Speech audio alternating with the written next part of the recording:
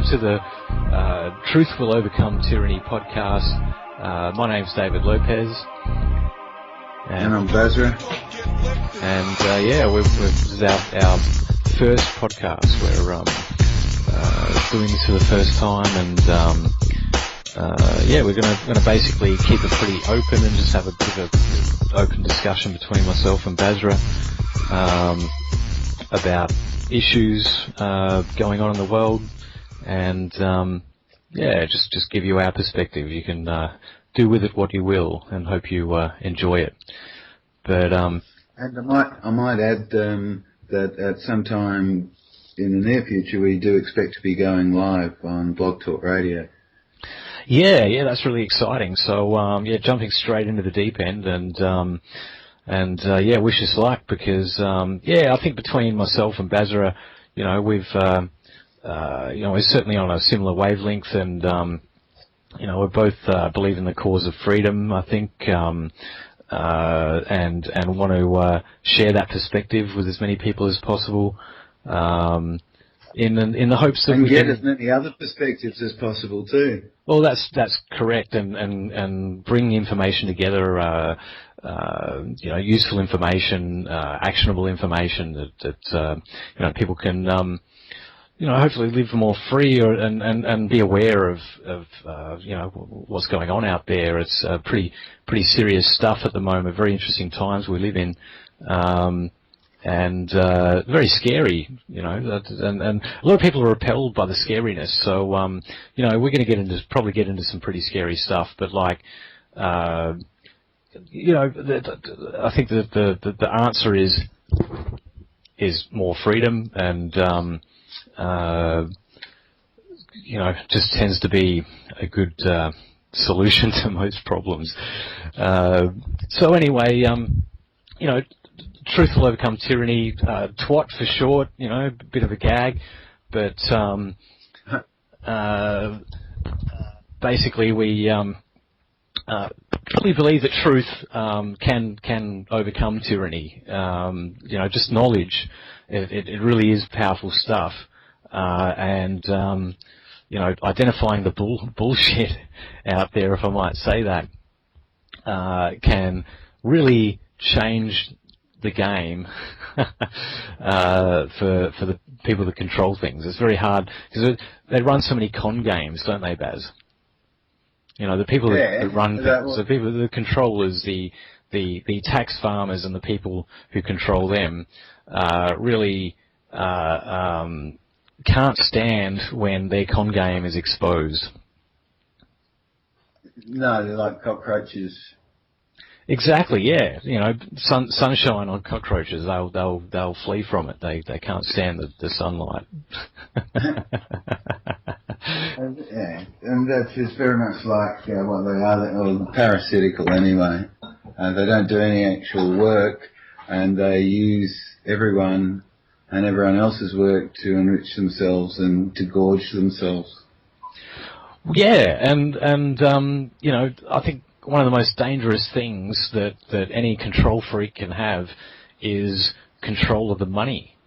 Yeah. Control of the money supply.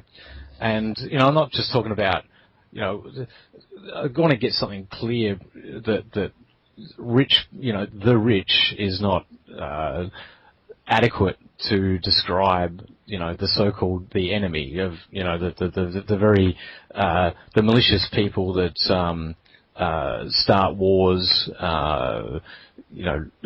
rape economies, out of control banksters who use government to get away with their robberies.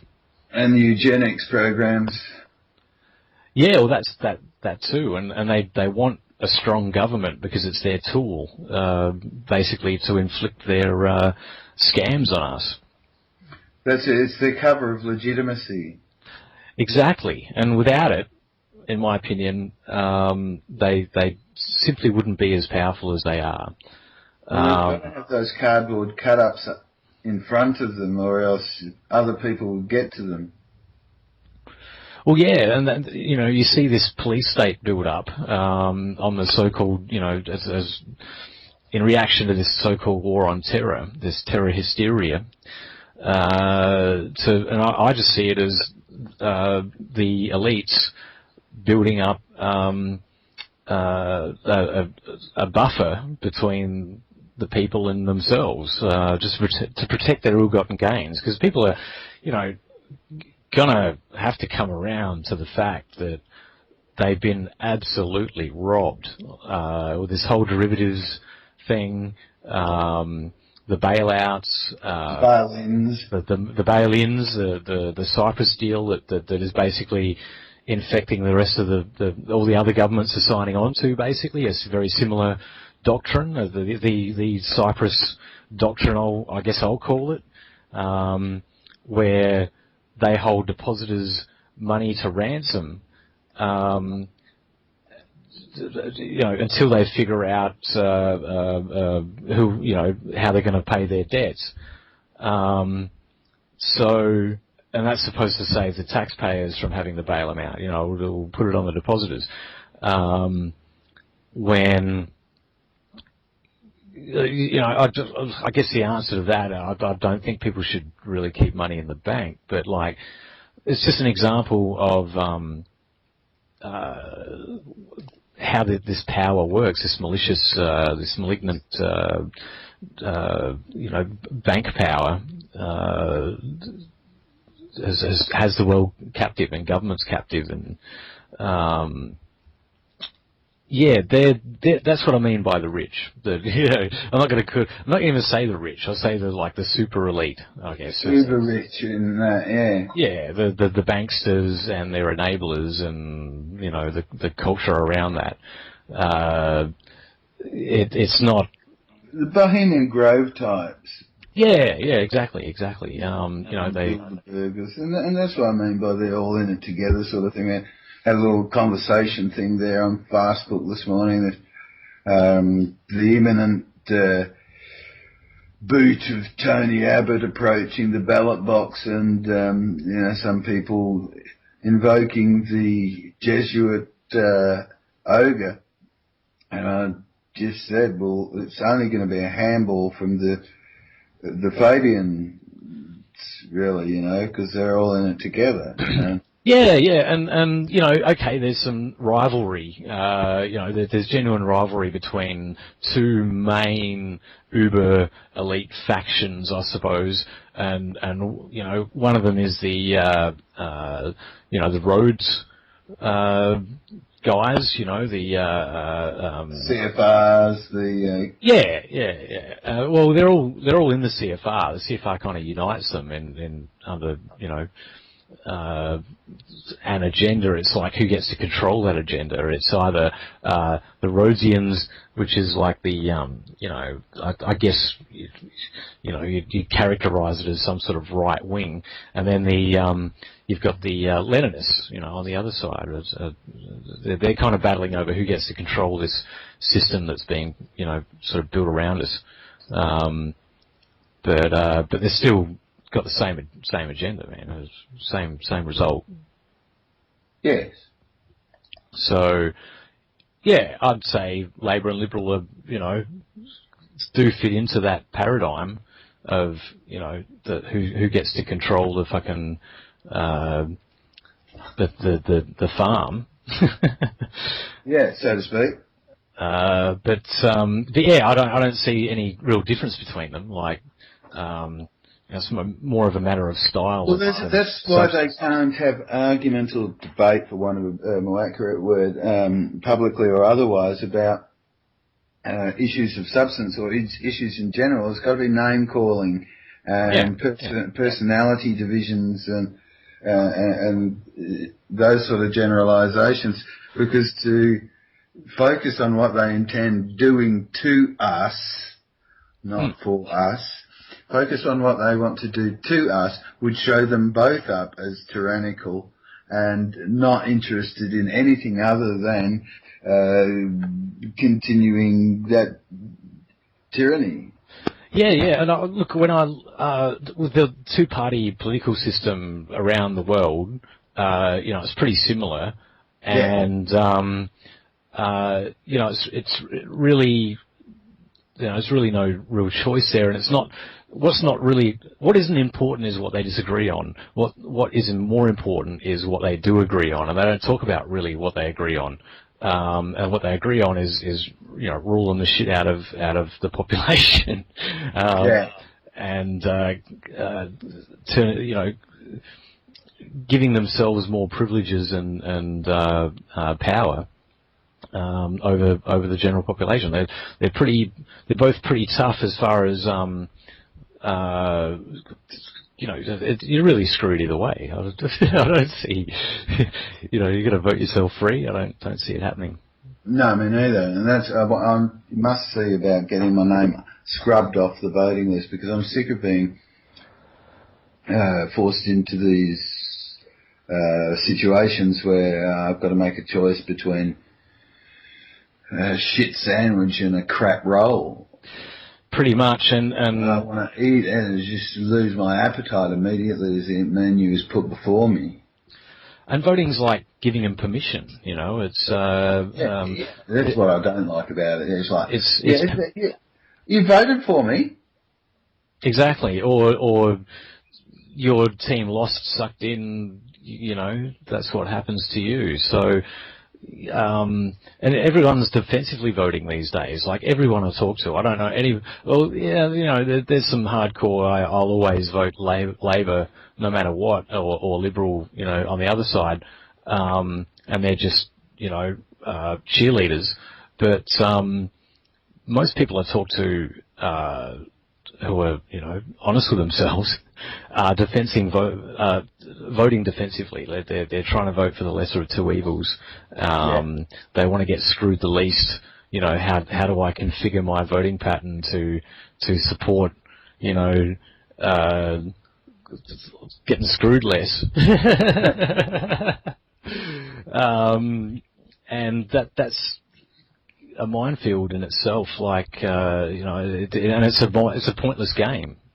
I think to vote that way. So or try and you're certainly not going to be successful really at getting screwed less. I believe I don't see it happening. So yeah, I don't know. I can't do it.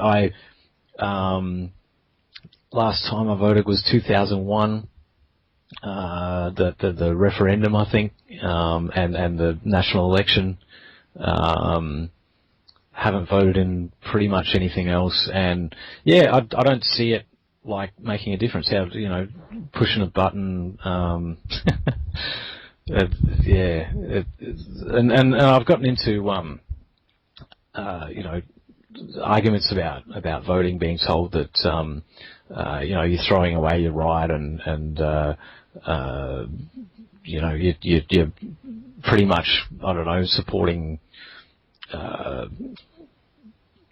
tyranny by not voting and things like that. I don't get that. No, I don't either, because it's not giving permission when you don't vote. It's not tacitly agreeing that everything's okay and you don't care. I think what's more important than voting is doing stuff, like making stuff happen, and like doing this podcast is one thing. I'm speaking out. I'm speaking directly to the world about what I think, and I think that's more valuable than voting in itself, really. Straight up. Put up a sign, wear a T-shirt with what you think on it. Rock the boat, Overcome tyranny. Start a street kitchen. That's something I'd like to get into later on. People just directly making a difference in a peaceful way. I've just got to be peaceful. I don't think throwing guns in people's faces is showing up the government or the powers that be that doesn't give you the moral high ground anyway. It's not my style. No, I'm not against, say, overthrowing a government or something like that if it's tyrannical. by force or whatever. But I'm not one to be barricading the streets and I'd like to avoid that situation. That's what I'd like to seek a different path if it's possible, and I think it really is. As I say, truth. Hit them over the head with truth, and that the farce can't stand up to it if people just turn around and say no. I love the word no. We need to cherish the word no. The individual should have the right to use that word whenever they want. No. Yeah.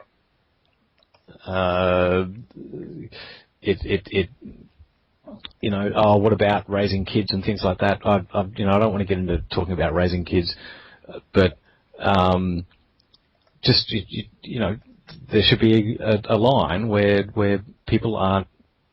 At least can justify messing with you and treading on you, basically. You've got to have your rights respected, and that's where government seems to undermine that whole thing. That whole I think they're. What is the role of government? That's a good question, isn't it? I mean, what do you think the role of government is, Baz? Well, I must admit that the older I get, the more of a conundrum that becomes. Sure. I could agree with that. It's monolithic in my life, and has. Now, sorry. The question I'm asking you, right, is. Yeah. What is the role? I know. The role of government, I'm just trying to figure it out. Not what it is, but what it should be. Yeah, what it should be. What should? Yeah. Ideally, it should be. It's a very basic function. Yeah, its only function, I believe, should be to keep it safe, really, from real criminals. Yeah, so protect people from violent criminals. Yeah. Yeah. Okay. Yeah. I mean, I would. Fair enough. I would say that the proper role of government might be to protect people's individual rights from being violated. It is probably a bit broader than that. Yeah. Yeah, just to broaden it from the criminal thing, which should, it's the same thing really. Like, if someone's violating your rights, it's generally a criminal. If they hit you, steal from you, or defraud you, like they're a criminal really. Like, committed a criminal act anyway, in violating someone's rights. The rights of being left alone, of not, being assaulted, and that sort of stuff. And I think that is the only legitimate role of government. But then we get into what rights are, what's a right, what's a legitimate right, what's not so this is something I looked into a bit, and it's interesting because there's this concept of positive rights and negative rights. Okay, so negative rights, doesn't sound good on the face of it, but it's actually they're actually the rights that I'm talking about when I talk about individual rights, where and I think of the most important rights, which are the right to be left alone, basically, like the right to not be aggressed upon, your person and your property, sacrosanct, and it's you own yourself basically, and people can't just come along and enslave you and whatever. So. That they're the rights that I think that need to be protected the most. The positive rights are right to things, things that you should have as a right. Things like right to a home, the right to work, the right to the right to not go hungry, for example, right? Now, they sound like fine things, and certainly something that people should have, but they're the rights that politicians tend to focus on to justify their existence, and they're dangerous because they can be taken, as a reason to use the government to all the government has is force, right? They don't.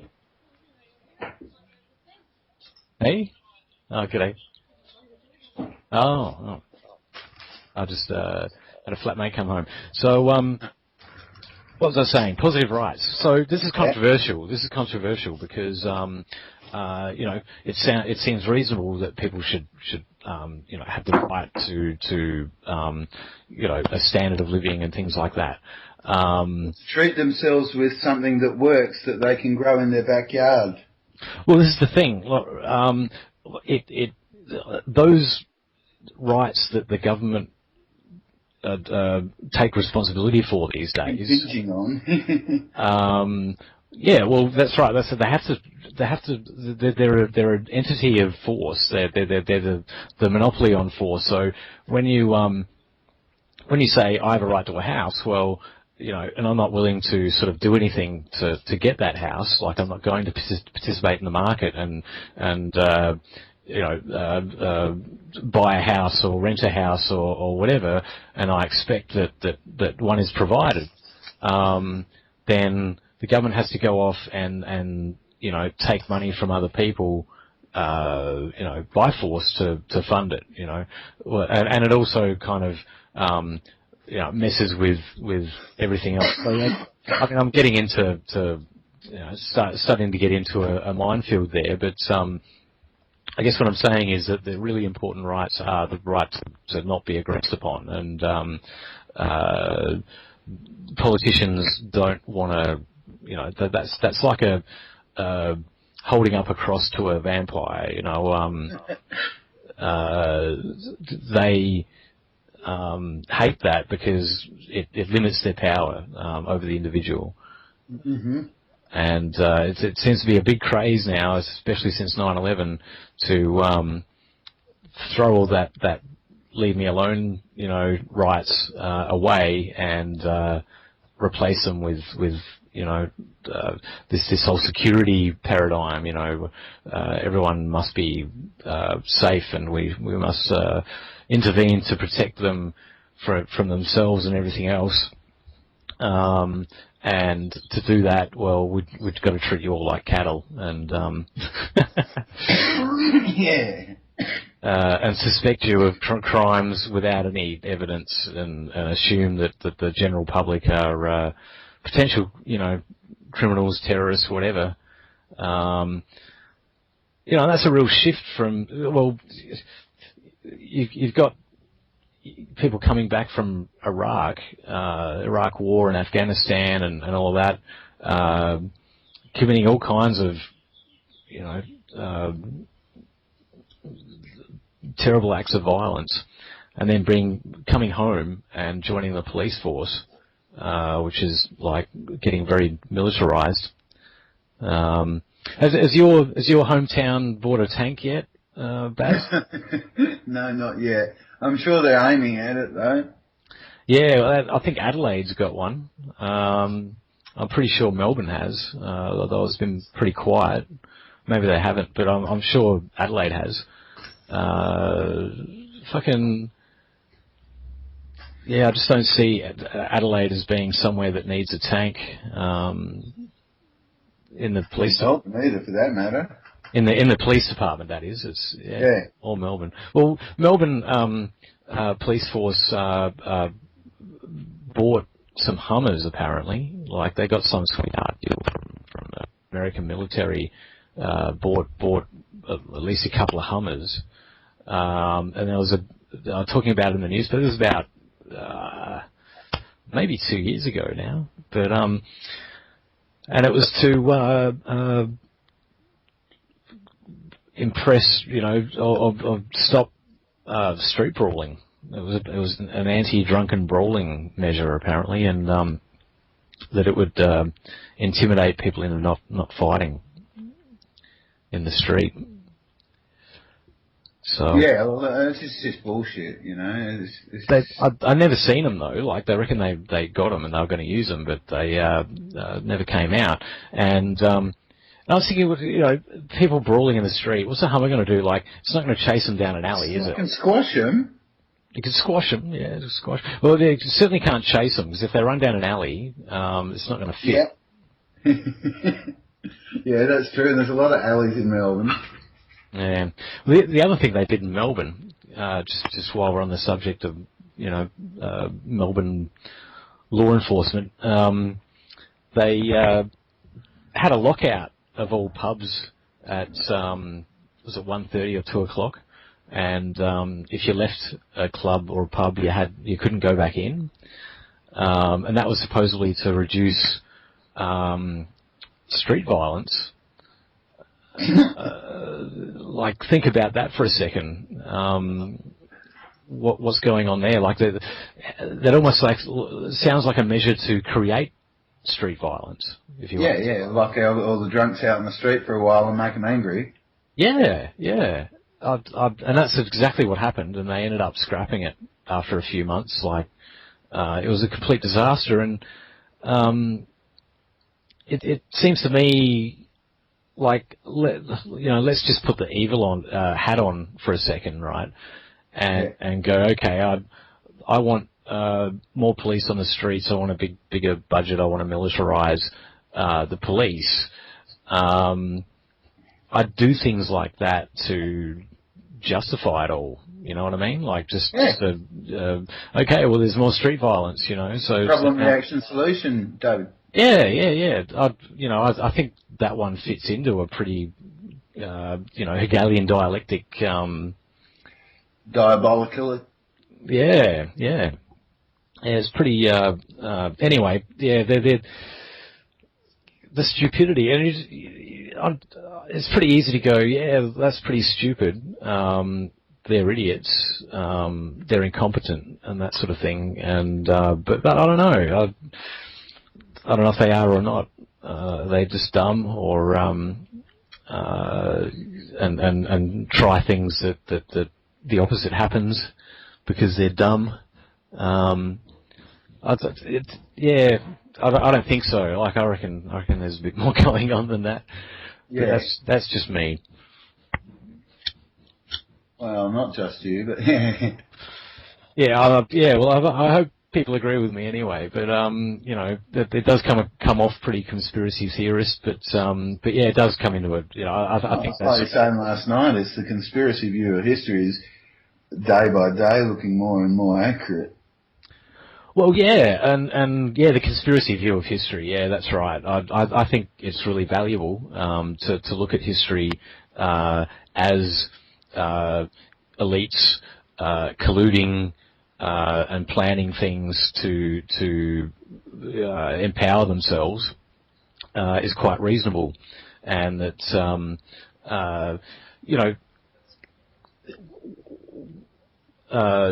Machiavelli, writes a handbook on how to rule a princedom effectively. I think it's that's a good thing to look at. It's just a bit of a glimpse into the world of those who presume to rule, and the mindset of in essence, I think people who go into government with the idea that they have the answers to how to run society and make decisions on behalf of thousands, if not millions, of people that they've never met before and have no idea how they live. I'd say that they do study, populations quite a lot. They do study their subjects in order to rule them better or more effectively. But yeah, it's sociopathic, I think, have that mindset that you can engineer society and fleece it and spend it on what you want, and you know what the money should be spent on and all that kind of stuff, instead of letting people make individual choices for themselves and live their damn lives. I think it goes even deeper than that too, David. I think a lot of the building blocks that we as individuals have to build our lives on, they're actually kept away from us. I think that it's like treason on a humanity scale. I think so too. Yeah, and that's why I can't vote for these people. I can't, legitimize what they do. I don't want to fund their activities. It's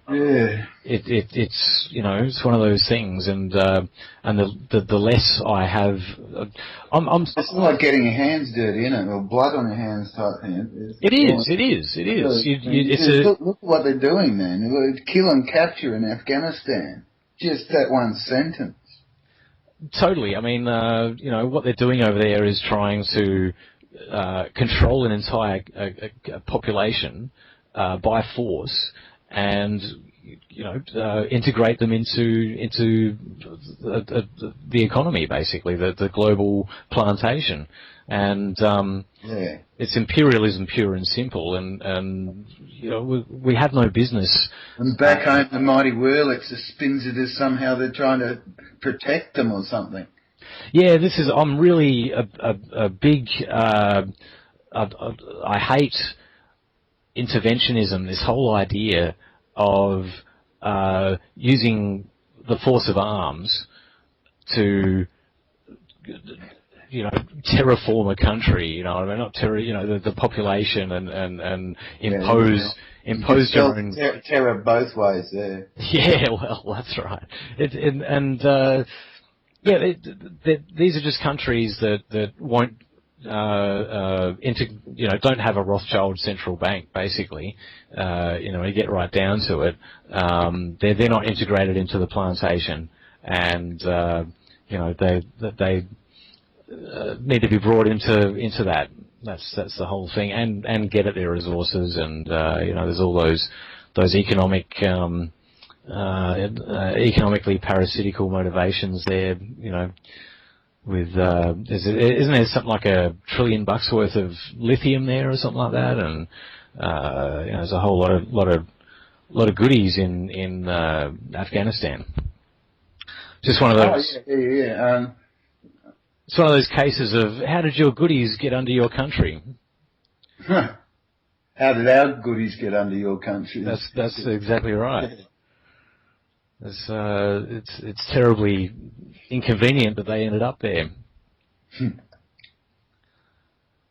I remember Noam Chomsky quoting a study or something that some think tank made somewhere along the line prior to becoming PNAC, and they said that area of the Middle East represented the greatest jewel in the crown of resources, or some damn, highfalutin bullshit.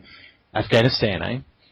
Not just Afghanistan, Iraq, and Syria and all that. This is the whole idea for having a clean break or a new American century. The PNAC document. That's right. Yep. Yes, and you should read that.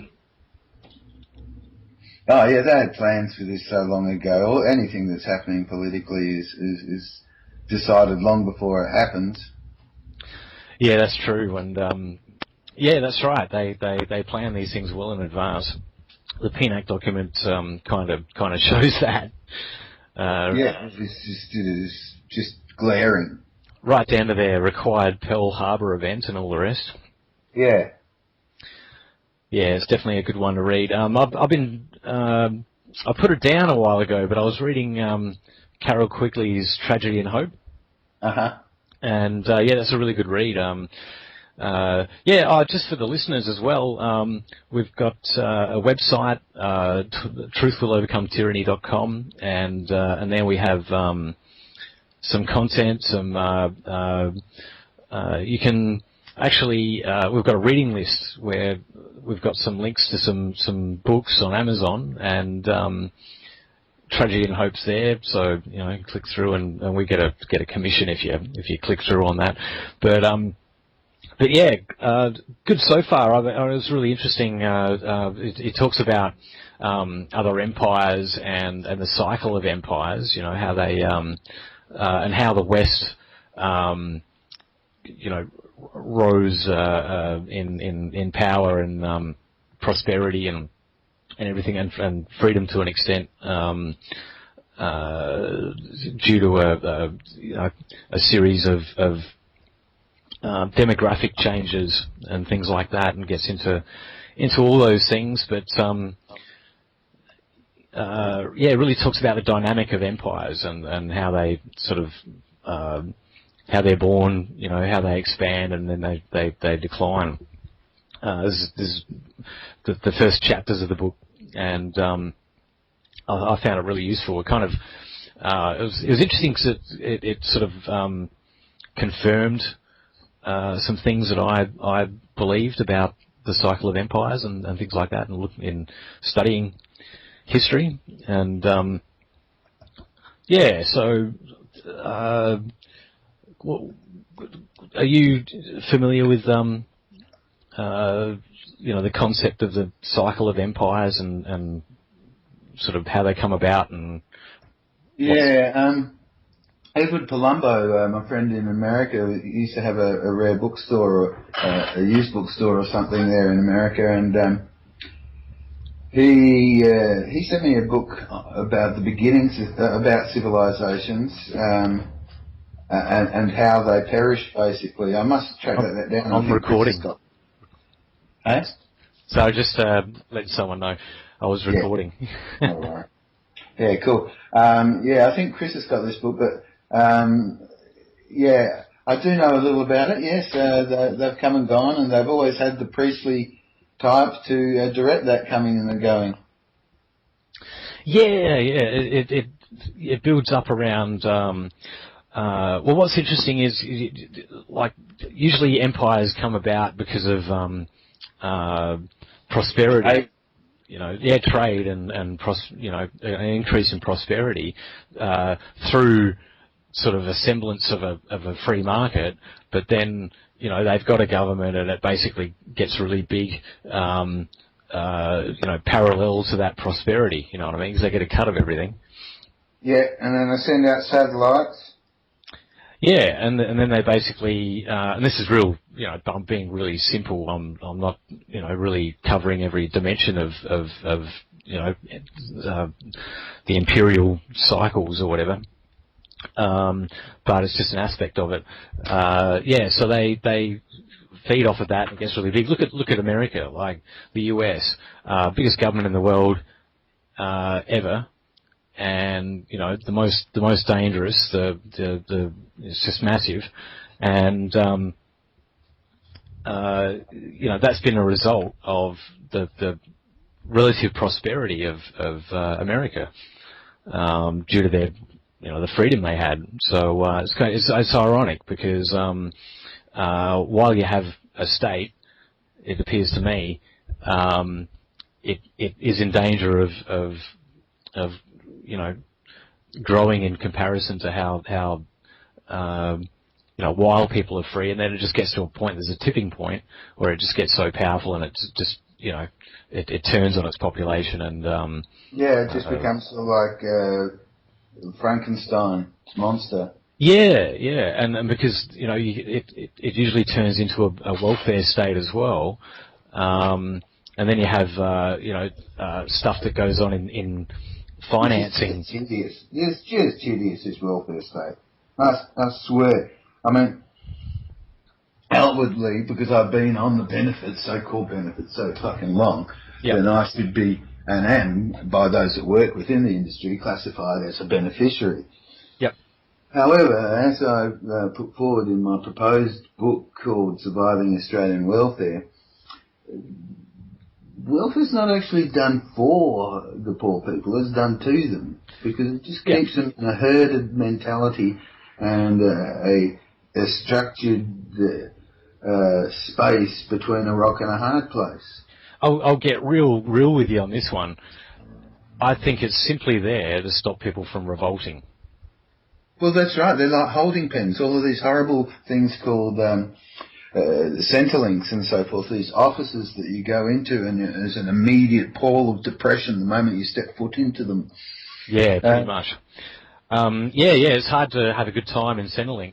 And yet you're required to stay there, and they've really made this the case more so in the last 18 or so months.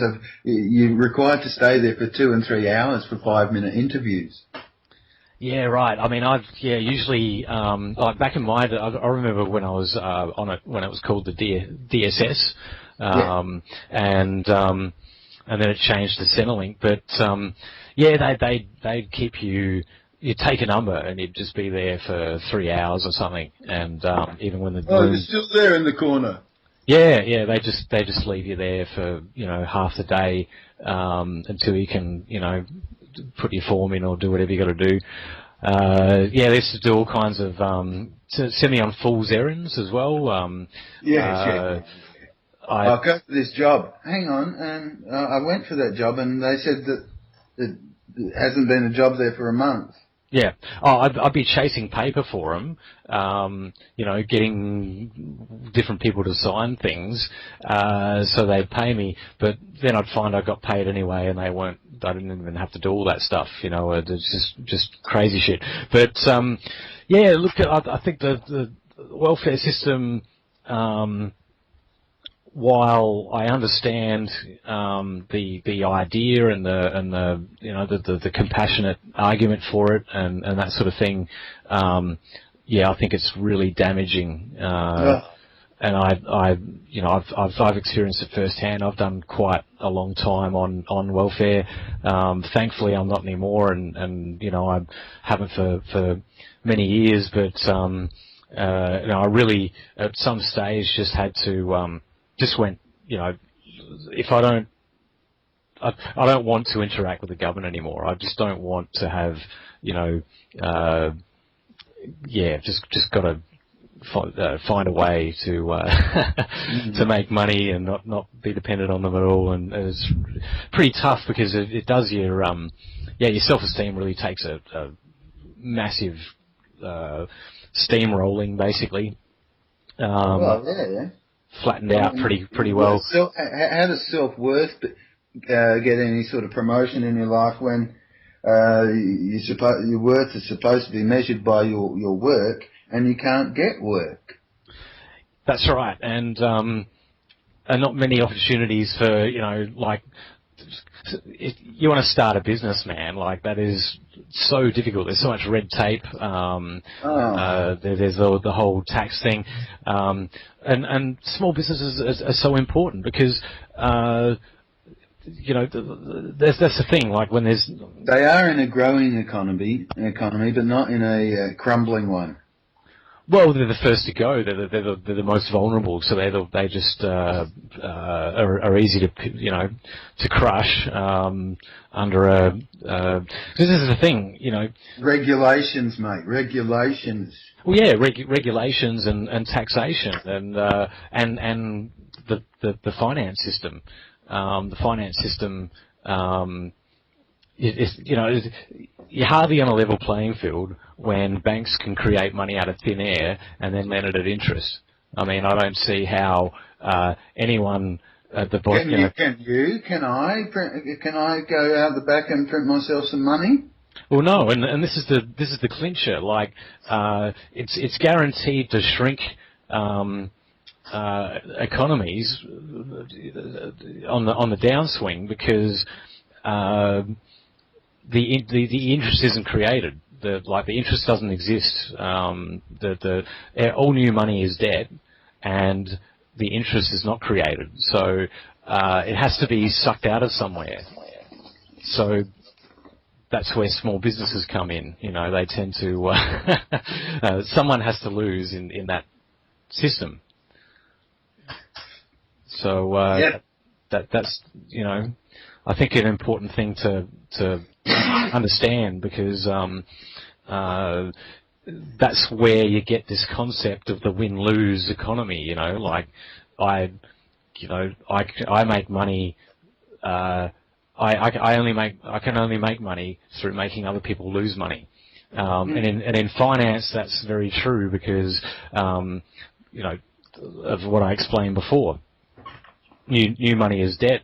And the interest does not exist. It has to come out of someone's pocket. Someone has to fail. Someone has to go bankrupt pretty much inevitably to cover that interest. You know, wealth has to be destroyed to cover that interest. It just doesn't make sense to us, eh? No. So, you know, that's what I see as being a real central problem. And until that's addressed, they got us by the balls. Yes, George Carlin used to say. Yeah, you know, the alternative being, and this is the thing, like you go, oh, well, how are you going to change that? And I don't know, you know, maybe it won't change. Maybe do I have to have an answer for everything? Oh, exactly. But maybe people should think about not participating in that system or minimising it, trying find another way, another means of exchange, except that's not banknotes. You know, FRNs as they call them in America. You know, or you know, the paper currency. If we can find something else that we can exchange for goods and services that isn't debt money, I think we'd be a lot better off. So, like gold or silver sort of thing, you mean?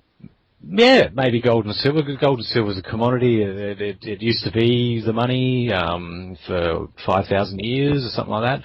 Yeah. I don't see. You know, we're also in a electronic age, and gold and silver.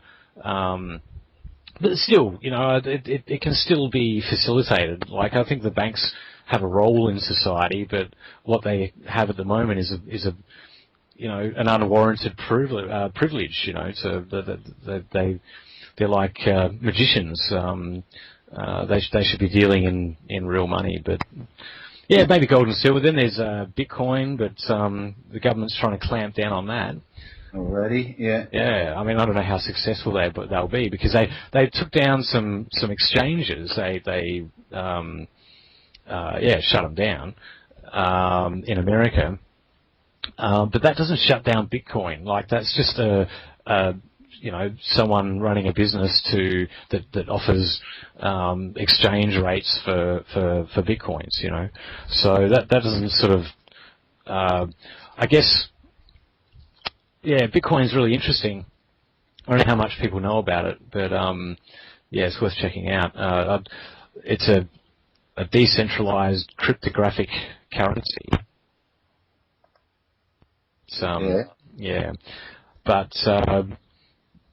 it's done some weird stuff on the market this year. It spiked out at $200 and something, $60 back in March, April, I think it was, and then it plunged again. All that happened in about 24 hours. Like, it spiked right up and it had been doubling its value leading up to it, gone from 20 to 30 US dollars, and then up to 70, all in a week.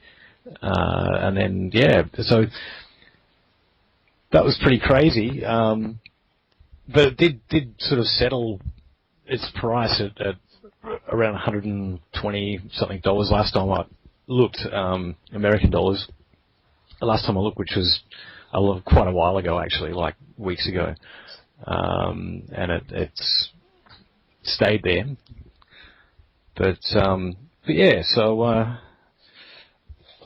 I guess the story there is, or my interpretation of it, is that it rallied up pretty quickly, and you know, it's not worth less than it was before it rallied. So that's interesting anyway. But I wouldn't really use it as a speculative. I think speculators have got into it, and that's what puts the volatility into it. Yeah. So I wouldn't use it as a store of value. I'd probably just use it for transactions and things like that. And then gold and silver for a store of value if you're trying to not to lose, trying to save money or something like that. I just noticed a status update from Giselle in Melbourne there saying that Melbourne's been covered by a huge blanket of chems. Even the street lights have gone on. Yeah, it's quite dark and it's raining at the moment. I'm standing in my backyard and it's been a weird sky. Like I saw him spraying yesterday. Actually, I saw him spraying while I was shopping, and they did a hell of a job. It's rather unnerving, isn't it, when you actually see them? Because we don't usually.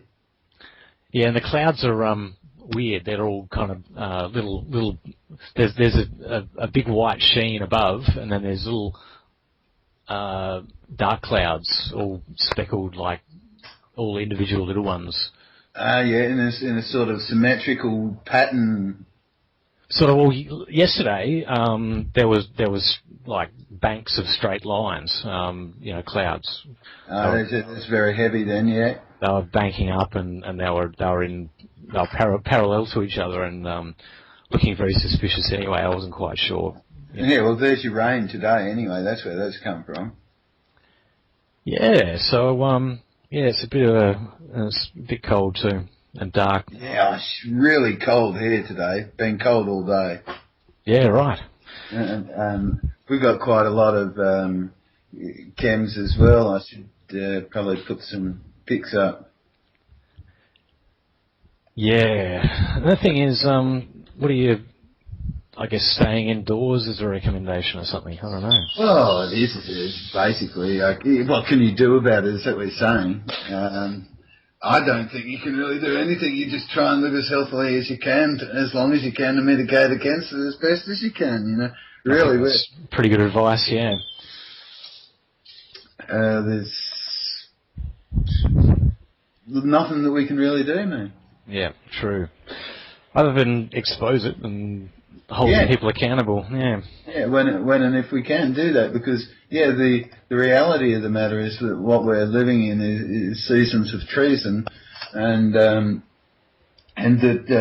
whole meme of the war on terror is really created for us and pushed upon us by those economic terrorists who are referred to as the children of wrath, and they're like the Bilderbergers or whatever, the Bohemian Grovers, etc. They are the economic terrorists, and I believe that if there was any political and legal will about those two establishments of politics and league and law, then they should round up those sort of people with the laws that are already at their disposal, arrest them as financial terrorists, seize their assets as they do to other criminals, and put those people away, separate them from society so that they don't interfere with it anymore, and put the vast wealth, the trillions, to actual good use, and then we'll see that there isn't actually too many people. It's just been too many fucking greedy people. Totally, and this whole these international bankers who finance government, they're an interesting one because they're kind of pulling a lot of strings there, aren't they? But they should very well be basically most of what they got is plunder. Seriously, it is. It's ill-gotten gain. Yeah. So rather than let government just take their bribes and keep them on the string, got to, I don't know, turn them on the people who feed them. Yeah. It sounds like a task and a half. It is, really. Yeah, yeah. Just putting it in perspective, but not saying, you know, there's no hope or anything like that, but that's what you're looking at. Yeah. Trying to, you know, the alternative is again, make them irrelevant. You know, like don't use their money and live outside of it, live outside of that system, and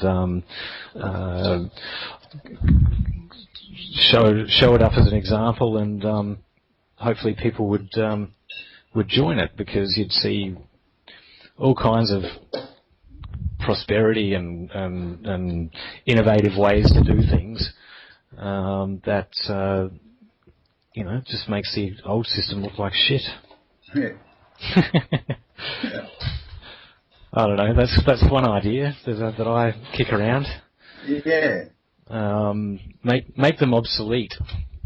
Yeah. Show with a better, more productive, more friendly, less coercive way to do things. But I think it's going to be possible. But at the same time, you know, these guys want to force themselves on us. You know, they want to force their ideas of how things should be on us. So they got a hell of a lot of money to push it. But again, you know, it's that word that we should really cherish more, is the word no. Yes. No. Yeah, or even hell no. Yeah. You know, you just put a bit more into it and tell them hell no. And that's exactly right. You're just non-compliance. These are I'll just put these pics up from this morning. These are the so-called clouds of this morning. Oh, okay. Cool. I'll check that out. That rubbish she brought over this morning. Oh, it's lovely. Mum's just made a rug sort of thing. Oh, yeah. Here, Mum. I can see it, yeah. Can you? Yep. Well, this is a bag of rubbish the lady brought to me this morning. Oh, wow, that's not bad. There you are. Yeah, it's pretty lovely. Well, if she doesn't want it, it's found a new home. Back to her. She's got a little girl less than 12 months old, so that's for her to play on. Oh, okay, cool. Yeah, nice, Mum. Good. That's all. Did you have any lunch? Yes. I understand it, thank you. Okay. Yeah. Oh, that's your lovely mum. Yes, that was my mum, and yeah, she was lovely, and she's always busy doing something or other for someone. Yeah, it sounds nice. Yeah, it's a good score, that rug. Yes, she's made quite a few, and I've sent them around the place to a few people, and yeah, she might help us with the design of that shirt for the TWOT label that we've got coming up. Oh yeah, cool. Because she's got 60 years plus of seamstress experience. Yep. Yeah, I was just reminded, just popped in my head, you know, with the street protests in Brazil, I think it was. Yeah. There's this picture of this someone's mum, protester's mum, like filling up bottles of eye wash of anti-tear gas formula. Some homemade brew, like this to protect her, you know, kids, her grandkids from tear gas. From where? In Brazil, I think it was anyway. Oh yeah. This mum's like, you know, said something endearing about mums anyway, and yeah, it's like, oh, that's pretty cool. You know, mums gearing up the protester kids. Yeah. Well, some of them are for sure. Yeah. Yeah, it's just some meme on Facebook anyway. It's a nice sentiment. Yeah. Well, actually, I had the pleasure of sharing that nice piece of news there today of those teenagers that we spoke about a little while ago. Oh, that's right. Yeah, that's a good story. That. So some creep tried to kidnap a young child, 5-year-old, yeah. 5-year-old, and these kids on their bikes chased the kidnapper down and intimidated him into giving up the kid that he kidnapped. Yeah, I got the thing. Yeah, the police were involved in it apparently, but it was these kids that actually saved the day. The 15-year-olds. Okay.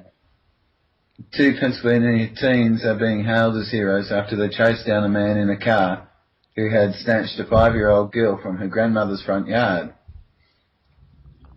Jocelyn Rogers, 5, was missing for 2 hours yesterday when Tima Boggs and a friend saw the child in a car near Lancaster Township and gave chase on their bikes.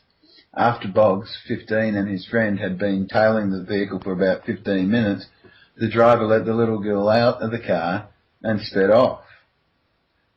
Now that the little girl is safely back with her family, police are focusing on finding the suspect. Oh, yeah. Jocelyn Rogers was playing in the front yard of her grandmother's home on the 100 block of Jennings Drive in Lancaster Township when she disappeared at about 4:35. That would have been interesting to see, her just sort of disappear. The family notified police and officers sprang into action. Blocking off streets and scouring the area with canine units. Police showed Jocelyn's picture around the neighbourhood, and Boggs and his friend joined more than 100 what they call first responders searching for the girl. Yeah. Yeah, right. The young fella spotted the girl in the abductor's car, and he and his friend began to follow the car. The high school student said the little girl ran towards him when she got out of the car. If he wasn't going to stop, I was probably going to jump on the car.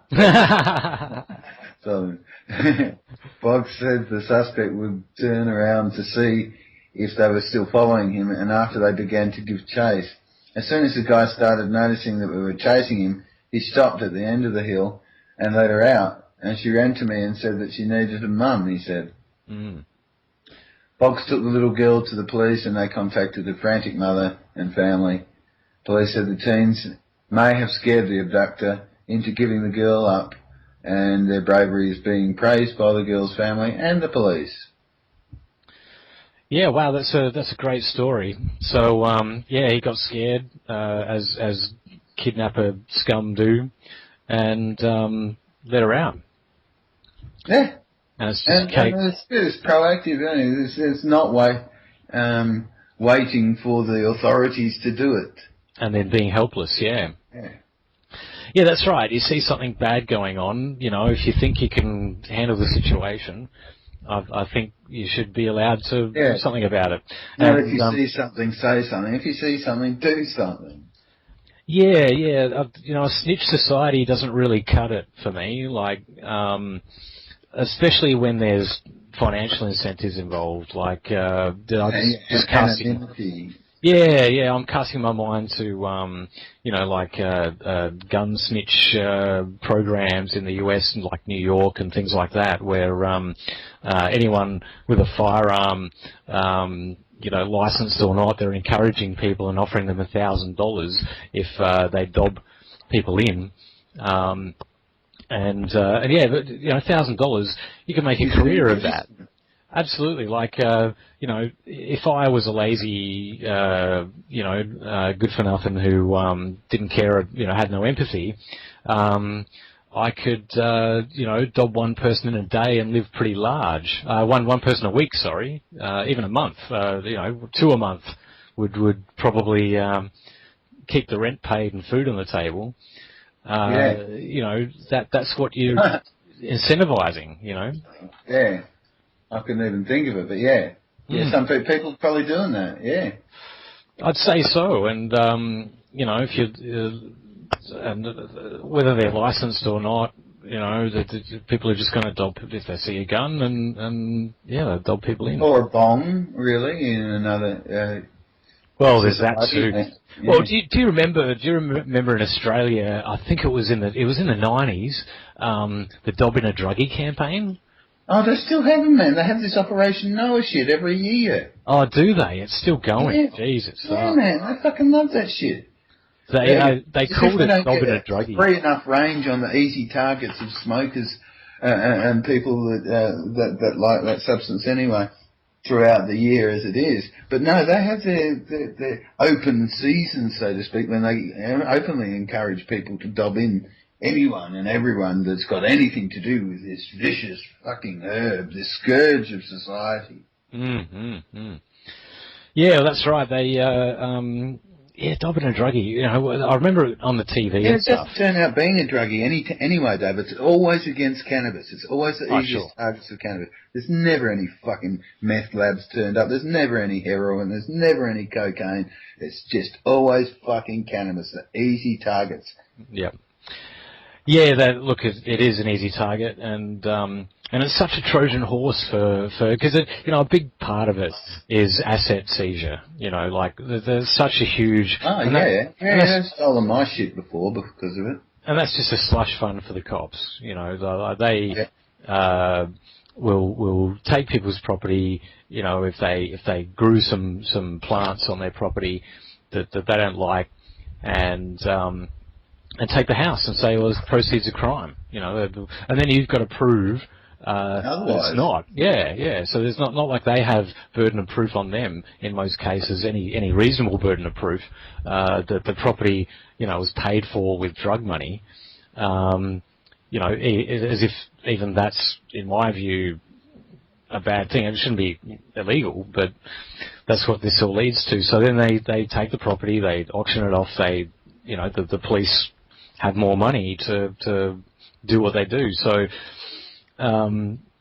it's incentivized to deprive people of their property, well, not unlawfully, but certainly, it ain't right. Huh. No, it ain't. And I couldn't really care less if someone paid for a house with weed money, to be honest. No. I mean, but I do think it's highly overpriced because of the nature of the prohibition and the culture that's evolved around it. Well, yeah. I'm trying to imagine, and I can very easily imagine a world where marijuana is legal, and for one thing, people who want to buy pot don't have to associate with criminals. I mean, yes. That's a big thing, and that's what kind of drives it all into a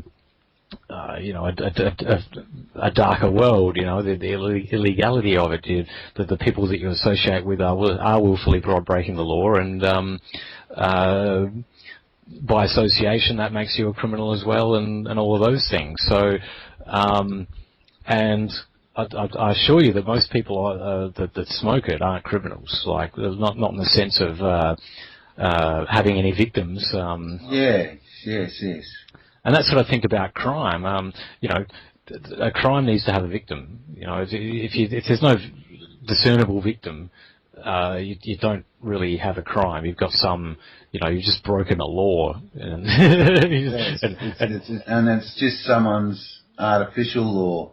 Yeah, it's an arbitrary law and I don't see it as being very valid if it doesn't involve a victim. So I think you could simplify the justice system so much if you just stuck to that principle and went, well, you need a discernible victim. Someone needs to have been caused harm or loss in a tangible way, and is pressing charges over it, or suing for damages or something. I'd see that sort of thing as being legitimate. But when it's all this grievance against the state or something, you broke one of the state's rules, so we have to punish you for that. And marijuana is a big one for that. It's just arbitrary. It doesn't make any sense. It's just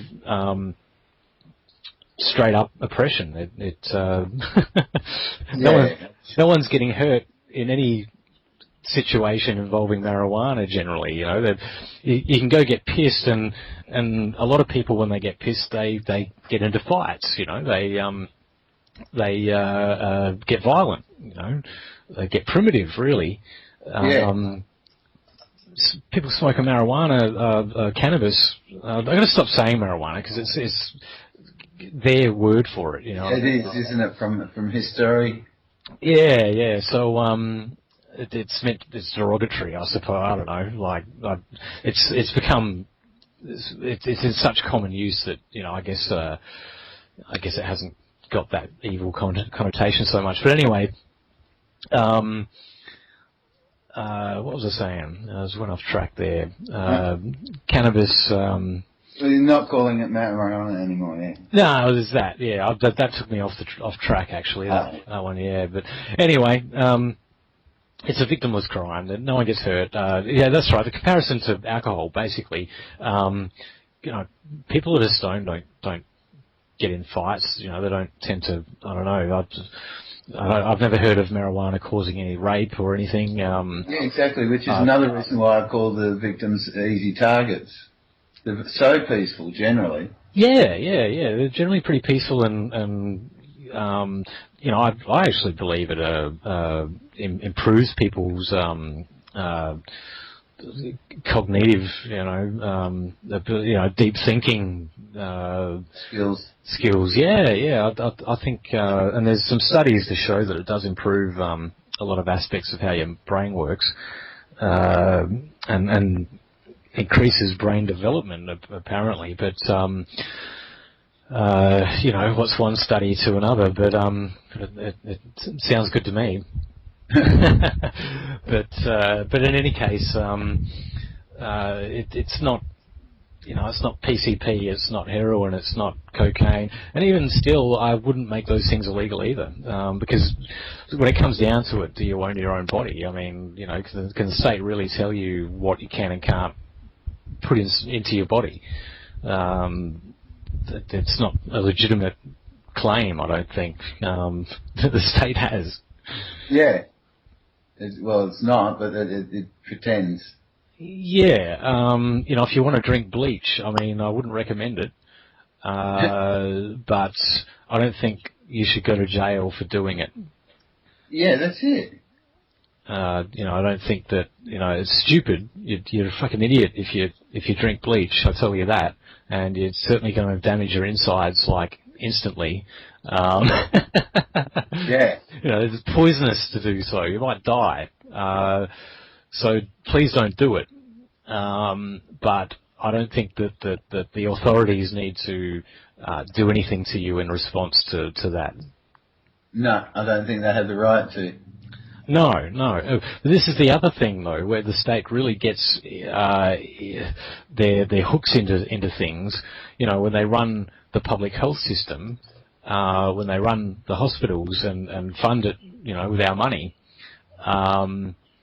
They then take on all these other responsibilities, such as what you put into your own body and regulating your behaviour, because it might affect the health system that they're responsible for, and all that stuff. So that's dangerous, I think, and the war on drugs plays into that a bit. Like a public health system saying, we don't want to treat people who are smokers. That's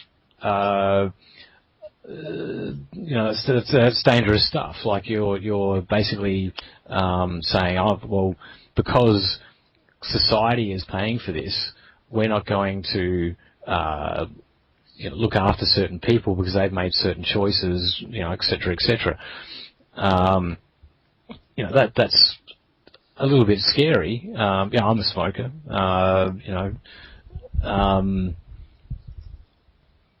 I'd like to have at least the option in a health system to be treated. And yes, if you feel that okay, there's some social thing involved in not treating someone, you're kind of breaking that whole responsibility paradigm anyway, as far as socialized medicine goes. So by refusing treatment. So yeah, that's just an interesting one. Yeah. And we're, legalize everything. It's funny. I listened to some speeches at a Freedom Fest, Liberty, thing, and one of the keynote speakers, he's talking about how he goes to talks, and he basically to say pro-pot rallies and things like that, and he'll open by saying, who wants to legalize pot? Legalize marijuana. Yeah, everyone's like cheering, and then he'll go, who wants to legalize methamphetamines? And crystal meth. Yeah. The crowd is silent, and that's it. Yeah. It's very instructive, man, isn't it? It is because and yet, what are the ones that are mostly arrested? Yeah, the pot smokers. So, and I understand, meth is bad, and a lot of the crack and all that stuff. But again, it's the principle of it is that you own your own body, and they don't regulate your body. But no, you've got to make that illegal too. Do you think, Baz, that if crystal meth was legalized, that there'd be an epidemic and it'd get out of control and stuff like that? Like, what do you think? In a word, no. Not really. No. Yeah. I think most people. It's not popular enough. Most people know that it's for the people that are really wired and it's troublesome to have in your life. Most people who've had anything to do with anyone that's been on crystal meth don't want anything to do with it themselves. Yeah. So it's not like it helps. It's not endearing to the personality. Yeah. And I think I don't think that many people desire to take meth and get on it, forever.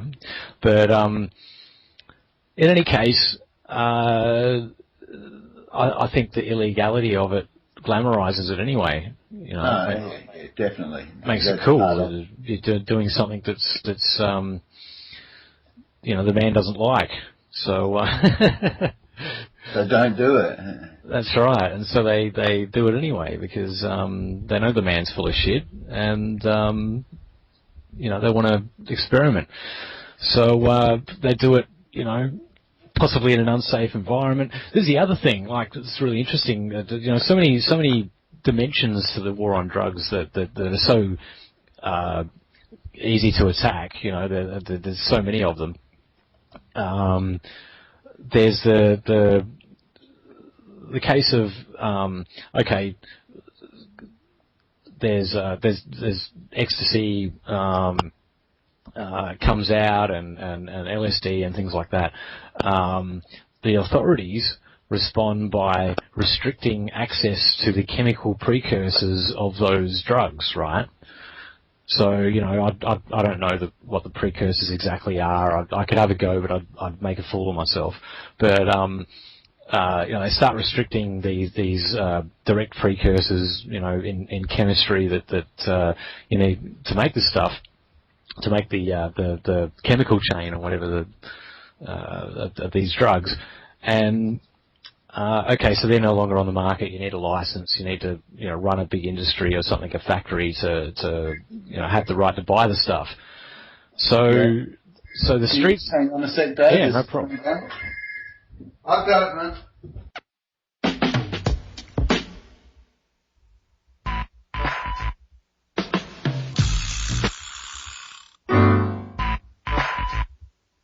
So you've come from a long ways to go, endowed with the flow and the destiny to grow into what you've come to be, sons of the people. As it is, so shall it be the max. If being is what it's all about, you as I as we, be maximum is all that can be, you be, sons of the people. Graduation is upon you.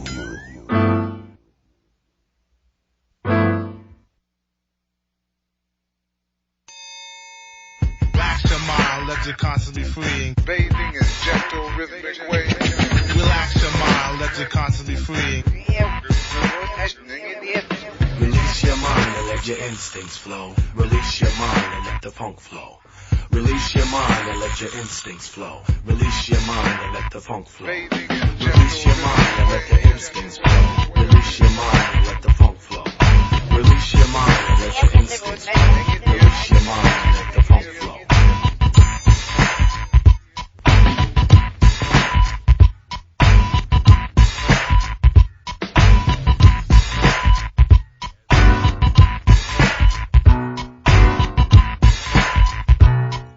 Release your mind and let your instincts flow. Release your mind and let the funk flow.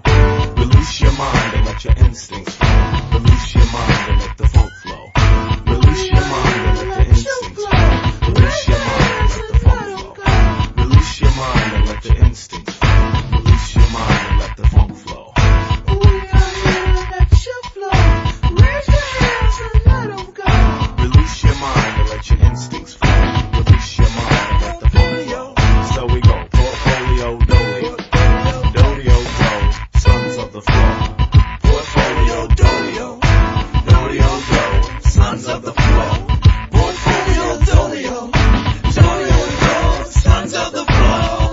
Portfolio, dolio, dolio, dolio, do, sons of the flow.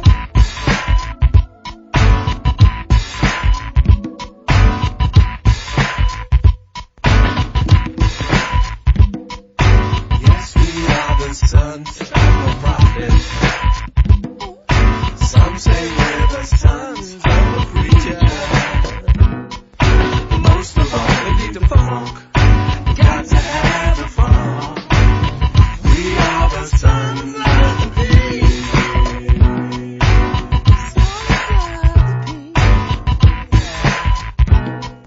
Release your mind and let your instincts flow. Release your mind and let the funk flow.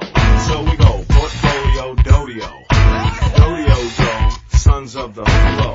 We are the sons. You are the sons of the P. Your present state of mind, your happiness, your spiritual creativity will be at its best. But first we must undress the clothes of society.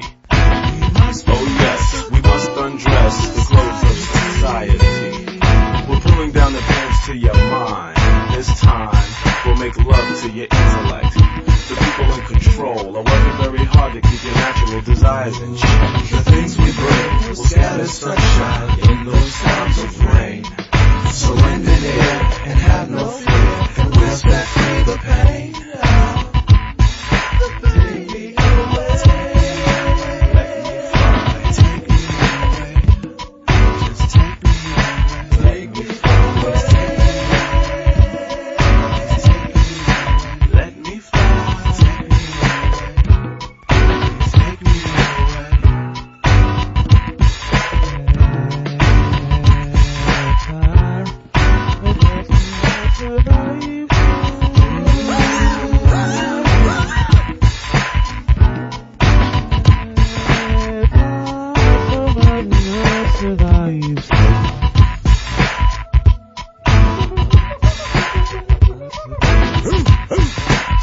Some say we're the sons of the prophet. Some say we're the sons of the preacher. But most of all, we need the funk. Got to have the funk. We are the sons of the beat. Most of all, we need the funk. Most of all, we need the funk. All the Never bring in short to you. A new can of words for your J22. What you like as long as it's hype, alright. And the doctor said you don't need a thing. We are here to let you flow. Raise your hands and let them go. Yes, we are the sons of the beat. Just take me away. I will create. Just take me away. Portfolio, dolio, dolio, sons of the flow. Portfolio, dolio,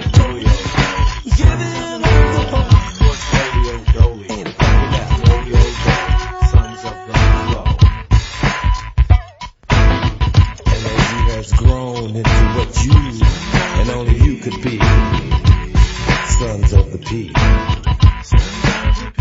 Go forth and fall. Pack your bags, we gonna take a trip. Throw out your intuitions, let your thought waves slip into another level where the funk is fat. If I toast to the rhythm, would you drink to that? I won't try to judge you, just letting you know. We need more sun if the P's gonna grow. We need more sun, sons of the flow. Taking it slow, portfolio down.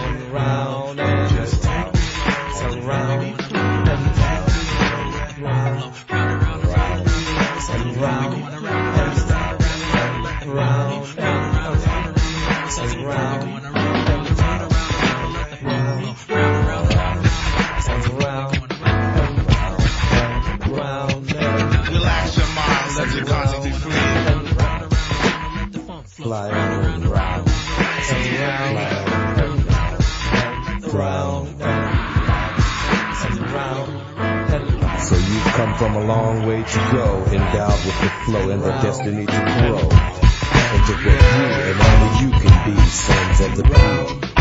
As it is, shall it be. Maximum isness. Graduation is upon you. Go forth and funk 'em. Funk 'em. Funk 'em. Just to see the look on their face.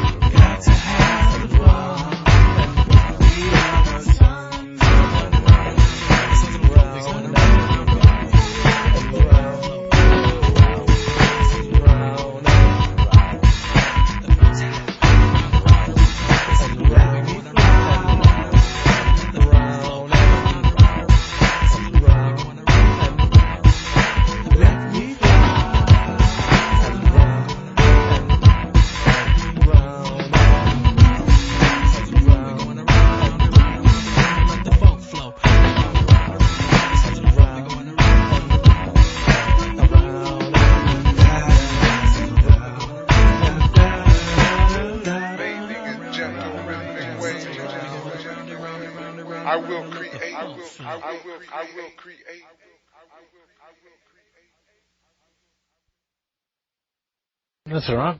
But that was obviously the Biomet people that I've CC'd you a couple of emails about lately. Okay. Yep. And So yes, we'll get onto that. yeah, no probs. Yeah. So yeah, what I was saying was that okay, government's banning precursors of certain drugs like ecstasy or speed or whatever, and so the street, labs can't get the good stuff, so they find other precursors, and it's surprising where you'll find them, and kitchen sink products, whatever, and and nasty, alternatives to the what was previously banned, and there's a progression of legislation like in most countries restricting access to chemicals as a result, and fairly basic ones, and so then you just end up with worse quality drugs, and some people are, well, they're all bad, what's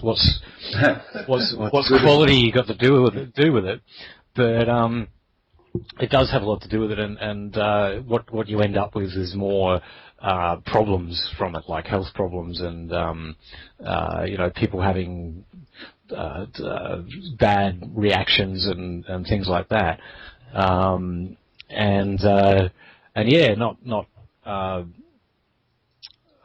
it just becomes more dangerous, basically. So it's another chink in the wall of the you know, bad unintended or supposedly unintended consequences of prohibition. So yeah, and then there's just the fact that you know, government agencies, police and federal agents get involved in the drug trade. You know, they it's so lucrative, so corrupting. You just end up with cops as racketeers of the drug industry, and officials in all kinds of places benefiting financially from the drug war, either through the tax or the drug money itself. So yeah, it's insidious and it's a cancer. The war on drugs, I think, is a Trojan horse to destroy people's individual rights. Yeah, I think you're right, mate. Supposedly save the children, and they're actually making the world more dangerous for children as a result, and probably more likely to be on drugs too. Oh, it's always for the children, though, isn't it? It's always for the children. They're always the you know, the standard. You know, they wave in front of us to go along with whatever they want. Yeah, that's right. We can't, if we don't want to save the children, we're not much, you know, we're not very good humans, you know. Well, do you hate children or something, Baz? Is that your problem? Yeah, that's it. Yeah, I hate children. You want them to be crackheads, don't you? Yeah. Yeah, me too. We want kids to be crackheads. Despite the fact of advising my son never to touch this shit all the way through. Yeah, totally. I don't recommend crack at all. It's just that, you know, just setting up one of those mentalities that people get into. But yeah, it's just not working. And even from a standpoint of not promoting drugs and saying, even if marijuana was bad, you know, it's not good for everyone either. But yeah, that's right. I had that argument with a friend just last night, sort of thing. He was saying, because what was his argument? Something because I wanted it legal, he didn't count or something like that. And I thought that was an incredibly strange inversion of the reality of the matter. Was he didn't want it legalised because he doesn't like it. Yeah, well, that's right, and that's, you know, a bit of a problem with the democratic system. You know, even if it did work, even if it did represent what people's views, which, you know, I don't think it does, people like that feel justified in making a rule about how other people live their lives. It doesn't actually affect them personally. Yeah. You know what I mean? It's just this, I have this ideal and I want it forced on you because I have a vote. Yeah, I have a vote. I'm, you know, I can make rules for you. And I don't stand to lose anything otherwise, but I can, so deal with it. And you know, that's democracy, isn't it? That's the ideal. That's that's right. But that's why democracy's only one step off tyranny sometimes, isn't it? Well, it's a tyranny in itself, I think. Like, and this is the thing that you know, all this activism that goes on, and invoking the word democracy all the time as the ultimate panacea, justification for their activism, right? That you know, democracy or lack thereof is the problem. The lack of democracy is the problem, and you know, that there's a minority rule, not a majority rule, right? And I, you know, I think it's a bit one-dimensional and it's a bit misleading because people. Like, I think individual rights are more important than what the majority wants. So, what about the minority of one? You know, like, what about the guy who doesn't want to go along with what you're trying to force on them. Unless that person is a criminal, in the real sense, I don't see why they can't opt out of what you want to do, and live their life and not affect people. Yeah. Well, yeah, me neither. So yeah, it's arbitrary stuff. It's like, just because enough people think this way, this is how, we should force everyone to do it. Yeah, well, it's back to the old government enforced thing, isn't it? Well, yeah, because they're literally, if you had a pure democracy, let's say, and your vote was counted, and you could make real decisions about how things work with a vote, that doesn't sound ideal to me at all. Like it's something that's it's like I was talking to a guy on a bus, right? This young guy, and he was a missionary of some sort. No, he wasn't actually. No, he wasn't. He was just a guy, student, and we were talking about religion. We got into some deep, meaningful, stranger conversation about stuff, and he goes, well, Christianity, I mean, so many millions of people believe it. It must be true. That was his reasoning. Right. And whether it's true or not, like that's a total logical fallacy. Like to think that just because enough people believe in it that it's true, a mass hallucination can materialize or something. Yeah. I don't buy that at all, and I think on its face it's pretty shonky. So how does democracy become morally correct? Well, it doesn't. No, I don't think so. So yeah, everyone's fallen back on the democracy thing and saying that's the ultimate remedy for all for all the problems. I think political power is the problem. The uneven share of it that the mega wealthy have. Yeah, well, there's that, and but the thing is, though, I don't see them being able to control everything so effectively without the state as their instrument. Yeah. Well, that's it. That's the legitimacy, as we were saying earlier. That's the badge. So I think maybe a democracy would be a shade better because people. You just hope you get rational decisions being made on your behalf, though. I just I'd rather make my own rational decisions and for myself and encourage other people to make good decisions as well if I can. But I think that's pretty fair. I can only control myself ultimately, Yeah, but you've to some extent anyway. I can only control myself. I haven't even got I don't think everyone's got a complete grip on that. No, me neither. Some more than others, but I don't know. But yeah, so how can you hope to be controlling other people and get it right? Well, yeah, I don't know, man. But I think we should probably wind this one down. I'm starting to feel like I need to have the lunch. What do you reckon? Sounds good to me. I ate a few hours ago. Probably a good idea to have something to eat. Yeah. But that went down pretty well, except for the large hiccup in the middle there. But even that was good, because I did tell them to call, and I was sick of emailing, and I'm glad I got a call. Yeah. And so I'll let you know what happens with that. Yeah, cool. It was fun. Good ramble.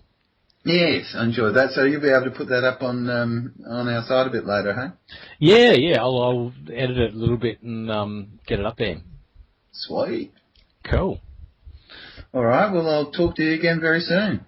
All right. Take it easy. Thanks, David. See you, mate. See ya.